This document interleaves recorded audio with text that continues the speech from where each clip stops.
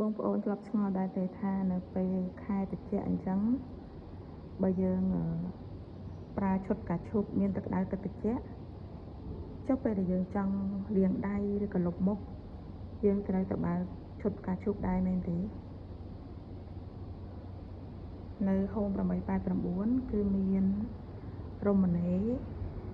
ដែលអាចប្រើជាមួយទឹកក្តៅទឹកត្រជាក់ដែរបានណាបងប្អូននេះដូចរមណីចំនួន5ម៉ូតនេះអានេះគេកាច់បើកបែបនេះចឹងអាហ្នឹងសម្រាប់លាងដៃឬក៏យើងអាចប្រើជាមួយនឹងឡាបូលុបមុខពាក់ព័ន្ធនឹងការប្រើប្រាស់របស់គេនេះ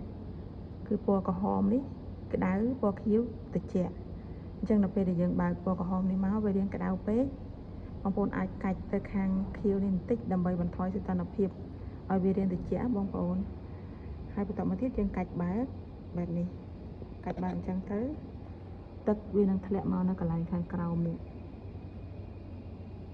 ចំណែកម៉ូតនេះគឺកាច់ចំហៀងយើងបើកខាងចំហៀងបែបនេះ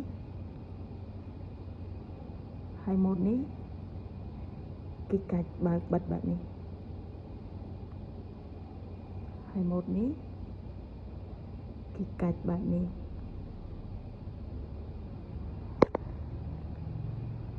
អញ្ចឹងបងប្អូនពេញចិត្តមួយណាដែរប៉ុន្តែបើភាព